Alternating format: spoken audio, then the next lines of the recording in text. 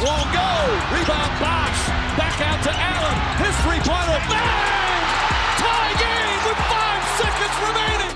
What makes certain NBA moments stay in our memories, not as highlights, but as heartbreaks? Derrick Rose's 2012 ACL injury wasn't just a physical setback. It shattered the Bulls' title hopes with 70 seconds left in a playoff game. A year later, Ray Allen's corner three in Game 6 of the Finals stole a championship from the Spurs, turning victory into a nightmare in seconds. And in 2001, Allen Iverson's heroic Game 1 win was followed by 4 crushing losses to the Lakers, despite his MVP brilliance. These moments remind us how fast the game can change, how pain can live on longer than celebration. Which one still stings for you? Subscribe now to explore the turning points that changed NBA history forever. Let's get started. Did you see what happened in Game 4 of the 2025 Eastern Conference semifinals between the Celtics and Knicks? With just 3 minutes and 8 seconds left on the clock, Jason Tatum pushed off his back foot, and just like that, everything changed. The Celtics lost 121-113, but the real gut punch? Tatum tore his right Achilles. Surgery followed, and now there's no clear timeline for his return. Crazy, right? Tatum was one of the NBA's Iron Men. He'd gone from a smooth shooter to a powerful driver, and it all ended on such a routine play. At just 27 years old, with what should be another decade of greatness ahead, he's now facing a brutal recovery that could take 10 to 12 months. So what does this mean for the Celtics and the league? For starters, Boston's future just got a lot more complicated. Under the NBA's new CBA rules, the Celtics are already $37 million over the projected luxury tax, and the penalties for overspending? They're tougher than ever, like frozen draft picks and limited roster flexibility. Yikes. What happens when your franchise star goes down and your roster is locked into big contracts? Do they trade Jaylen Brown or move on from veterans like Drew Holiday? Remember what happened to the Warriors when Kevin Durant tore his Achilles in 2019? They crashed hard, rebuilt around a healthy Steph, and eventually beat Boston in the 2022 finals. Can the Celtics pull off something similar without Tatum? But one thing's for sure, this moment is still upsetting. What would you do if you were running the Celtics? Can you believe it's been 21 years since the malice at the Palace?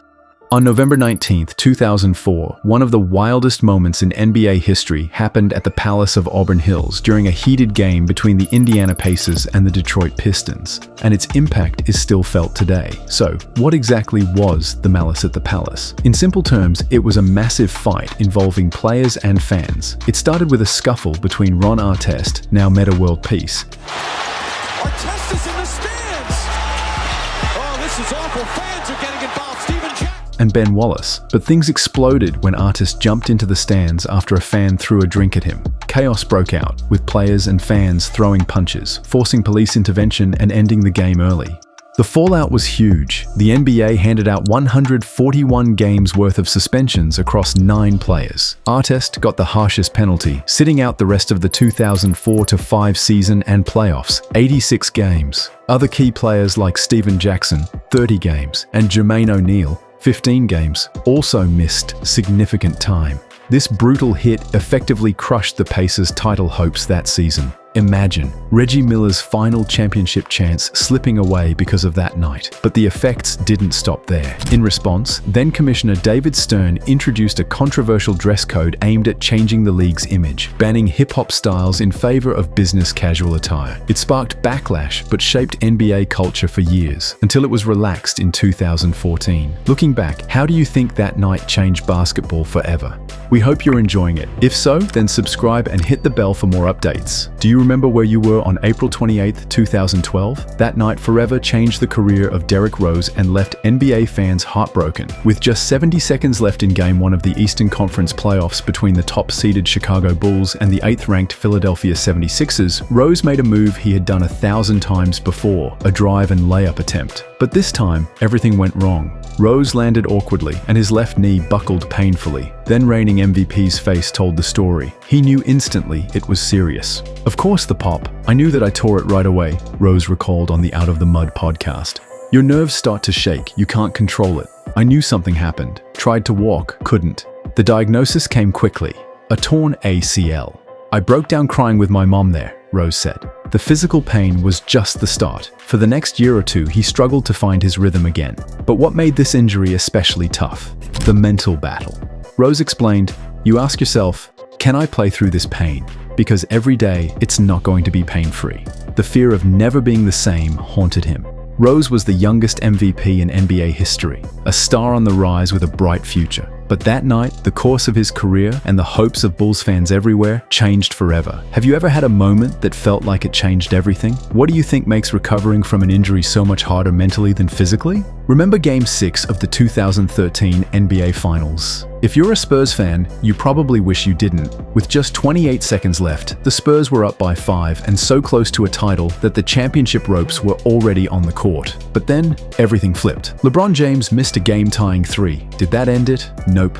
Chris Bosh leapt above 2 defenders, grabbed the rebound, and kicked it out. Enter Ray Allen, backpedaling to the right corner. Down to Allen, his three-pointer, bang! Tie game with 5 seconds remaining! Without hesitation, he drained a clutch three-pointer with 5.2 seconds left. Tied game, overtime, and eventually the Heat won both Game 6 and Game 7, stealing the championship. Ever wonder how Allen made that look so easy? I took that shot 30 to 40 times that day, he told NBA.com. One step on the black line, and it's a different story. Talk about muscle memory. Even coaching legend Greg Popovich got heat for sitting Tim Duncan during that play, hoping to switch better on defense. But that meant no one was there to box out Bosh. How often does an entire finals series swing on a single rebound and shot? That 4-second moment still stings Spurs fans to this day. What would have happened if Duncan stayed in? Or if Allen's foot was just an inch too far? Moments like these remind us, basketball can break your heart in seconds. Let's take it back to the 2001 NBA Finals. The underdog Philadelphia 76ers, led by Allen Iverson, were up against the powerhouse Los Angeles Lakers, featuring Shaquille O'Neal and Kobe Bryant. The Sixers stole Game 1. Iverson dropped 48 points, stepped over Tyronn Lue, and sent a message. But after that, reality hit hard. The Lakers took the next 4 games, winning the series 4-1. And despite the hype around Kobe, Iverson himself admitted, Kobe was just decent, but it was Shaq, man. Shaq was unstoppable, averaging a monstrous 33 points, 15.8 rebounds, and 4.8 assists, taking home the finals MVP. Iverson, who was the 2001 regular season MVP, still balled out, putting up 35.6 points per game. But the Sixers were simply outgunned. We knew we could beat them, but we didn't have enough, Iverson recalled. Game 1, though, iconic. They can put the brooms away, Iverson said post-game, proud to end LA's unbeaten playoff run. But momentum shifted fast. A clutch shot by Derek Fisher in Game 2 and a heartbreaking loss in Game 3 drained Philly's spirit. These unforgettable NBA moments remind us how fragile greatness can be, whether it's Rose's heartbreaking injury, Tatum's unexpected setback, or iconic clutch shots that changed history. They show the physical toll and mental battles athletes face while reshaping teams and legacies forever. If you love stories that capture basketball's highs and lows, subscribe now and drop a comment below that. What moment hit you hardest and why?